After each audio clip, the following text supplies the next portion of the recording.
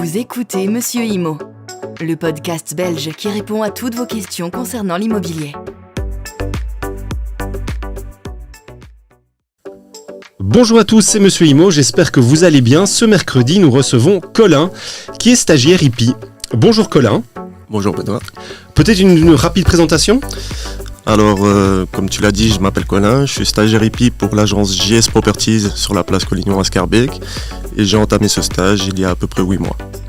Eh bien Colin, je suis très heureux de te recevoir aujourd'hui. Nous allons discuter de ton choix de réorientation professionnelle. Je pense que tu as eu plusieurs métiers avant, plusieurs vies avant. Exactement. Ton choix de devenir agent immobilier après 3 années d'études à l'EFP et tes débuts également sur le terrain. J'en profite également pour rappeler que nous recherchons en permanence des personnes, des entreprises ou dans le secteur de l'immobilier que nous accueillons avec plaisir pour venir raconter leur histoire, comme aujourd'hui avec Colin. Alors Colin, qu'est-ce qui t'a poussé à envisager un jour une réorientation professionnelle vers l'immobilier ? Que faisais-tu avant d'abord ? Alors, ce qu'il faut savoir, c'est que j'avais envie déjà de faire de l'immobilier lorsque j'avais 15 ans. À l'époque, ce n'était ouvert qu'aux personnes ayant un CESS. Moi, j'ai arrêté l'école traditionnelle à 15 ans. Et donc, ce n'était pas ouvert pour moi. Donc, lorsque l'opportunité s'est à nouveau présentée, j'ai passé un test d'entrée et j'ai pu commencer les cours. D'accord. Et donc, tu n'as pas eu ton CESS ? C'est ça. Ça n'a pas été un obstacle pour toi au départ ? Pas du tout. Dans l'apprentissage, j'ai eu d'autres formes d'apprentissage que l'apprentissage scolaire basique. Et donc, ça n'a pas du tout été un problème lors de la compréhension des cours, etc. Ok, tu as directement été sur le marché de l'emploi ? Exactement. Ok, et qu'est-ce que tu as fait ? Alors, j'ai fait de l'informatique, de la construction, j'ai travaillé en usine, j'ai été dans la sécurité, j'ai travaillé aussi comme chauffeur de tram. Donc, j'ai conduit en tram pendant quelques années. Je vais un peu réduire à ça, mais c'est principalement ça dans l'ORECA aussi, etc. Ok, d'accord. Plusieurs vies avant donc. Exactement. Alors, donc, ton intérêt pour l'immobilier, il a depuis longtemps. C'est une passion qui s'est développée avec le temps. Alors, j'ai toujours été attentif au marché de l'immobilier, car un de mes objectifs, quand j'avais 15 ans, c'était de devenir propriétaire, voire multipropriétaire. Donc, j'ai directement regardé le marché, observé. Maintenant, je n'avais pas les connaissances, pas forcément aussi le calme souhaité pour bien analyser les marchés. Et c'est pour ça aussi que lorsque l'opportunité donc s'est présentée, comme je disais, je me suis directement lancé et c'était parti. D'accord. Donc, il y a eu un déclencheur principal à ça. C'était quoi ? Alors, j'étais donc mon dernier emploi hors immobilier, c'était chauffeur de tram. J'ai eu un petit accident, j'ai eu des gros problèmes de dos. Et donc, la mutuelle m'a, entre guillemets, déclassé avec le statut en incapacité. Je n'ai pas eu envie de rester comme ça, à me tourner les pouces pour le restant de ma vie. Et donc, je me suis renseigné sur tout ce que je pouvais faire. J'ai appris que l'immobilier avait permis maintenant une ouverture avec un test d'entrée. J'ai fait le test d'entrée et j'ai directement commencé. Ok, ça se fait à l'EFP aussi ? C'est ça, exactement. Ok, d'accord. Il y a sans doute des compétences que tu as eues durant, je vais dire, les 15 années où tu as travaillé dans d'autres secteurs, qui t'ont servi aussi et qui te servent aujourd'hui. Est-ce que tu en as 2-3 à nous dire comme ça ? Alors, je dirais simplement la psychologie, principalement. Parce que l'immobilier, c'est beaucoup de psychologie, de compréhension, d'empathie. Et donc, principalement pour moi, ce point-là était, je dirais, déjà un acquis avant de commencer l'immobilier. Je savais que ça allait m'être très utile.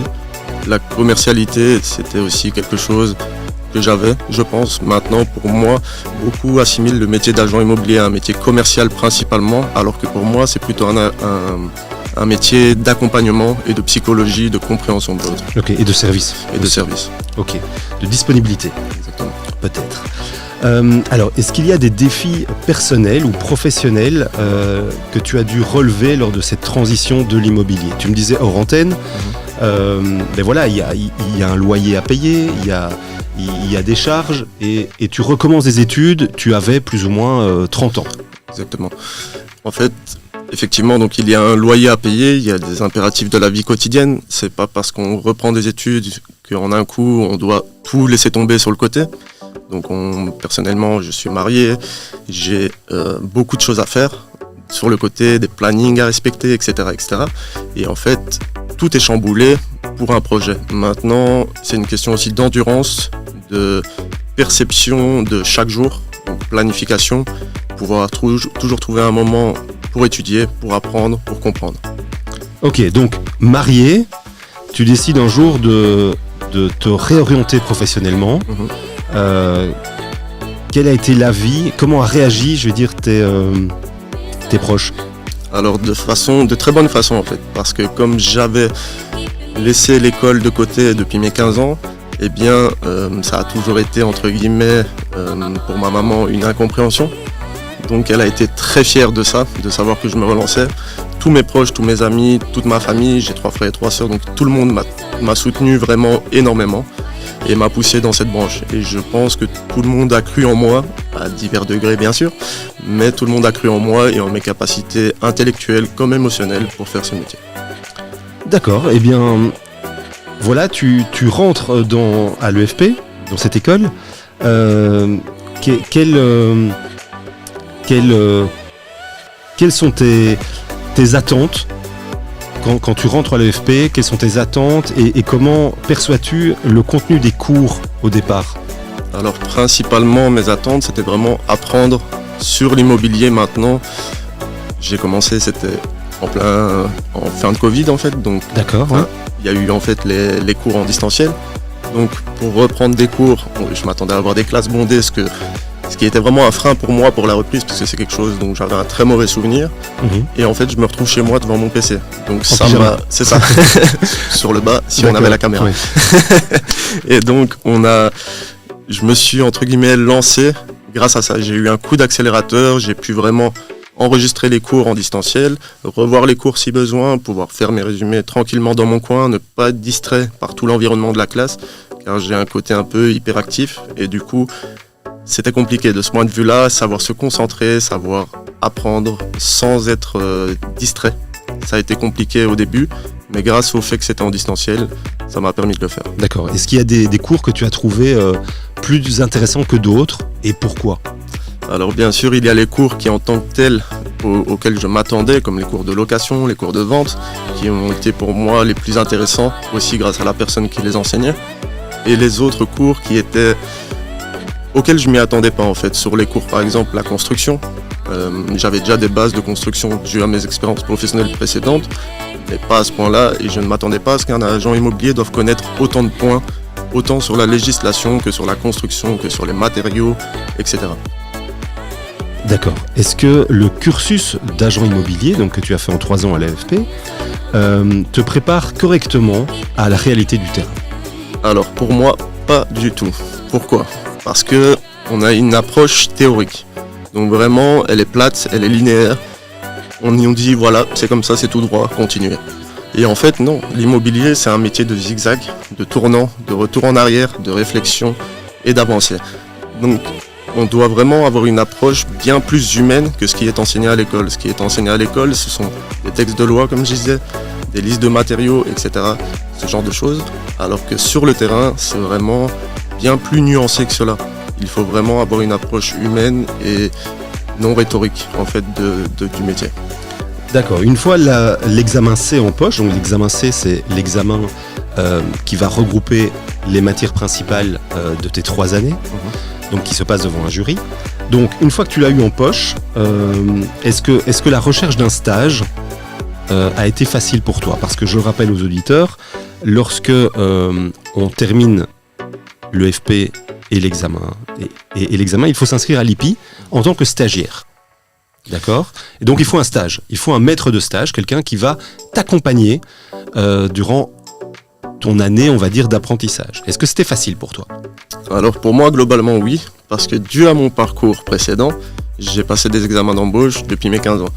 Donc j'avais l'habitude de cette appréhension-là, j'ai toujours, entre guillemets, lorsque je me sens pas bien à un endroit, il n'y a pas de souci, je recommence à un endroit suivant. Donc ça n'a jamais été un frein pour moi, j'ai candidaté dans plusieurs agences, plusieurs même régions. J'ai choisi l'endroit qui me semblait le plus humain, car vu mes expériences personnelles précédentes, je voulais vraiment un côté plus humain que pécunier. Donc certaines agences m'ont offert des commissions, des pourcentages de commissions plus élevés que j'ai refusé pour une agence qui m'offrait moins, mais humainement plus et professionnellement qui me permettait de m'épanouir bien plus. Ok. Et comment s'est passée ton intégration au sein de cette agence immobilière où tu fais ton stage? Alors, Je veux dire, c'est une petite agence, c'est une grosse agence? c'est une agence plus familiale. Ok, à taille humaine donc? C'est ça, à taille humaine. Moi, ce n'est pas une franchise. Donc évidemment, nous n'avons pas le réseau sur chaque commune. Maintenant, je travaille sur chaque commune. Donc j'ai cette liberté. Si je veux travailler en dehors de Bruxelles, je travaille hors de Bruxelles. Je gère mes dossiers de A à Z. Donc si j'ai une question, évidemment, j'ai mes collègues toujours disponibles, toujours ouverts à la discussion. Donc ça, c'est très intéressant. Si je me trompe, ils sont là pour me le dire. Si eux ont un souci avec un dossier, ils n'hésitent pas à me demander également. Et ça permet vraiment une entente familiale, comme l'agence, comme ce que j'ai dit précédemment en fait. C'est vraiment très agréable de travailler dans ce système-là. D'accord. Et quelles sont tes principales responsabilités en tant que stagiaire IPI? Alors les responsabilités de stagiaire IPI pour moi ne diffèrent pas des responsabilités d'un agent immobilier vraiment avec le titre IPI et non stagiaire, parce que en fait on fait exactement le même boulot. C'est-à-dire qu'on rencontre un client pour offrir une expertise. Ensuite, on démarre là, si on obtient le contrat, ce qui est un autre point, eh bien, on poursuit toute la vente ou la location de A à Z comme un agent immobilier titulaire. Donc ça, c'est, pour moi, il y a beaucoup de responsabilités et il n'y a pas beaucoup de différence entre un stagiaire IPI ou un agent IPI titulaire.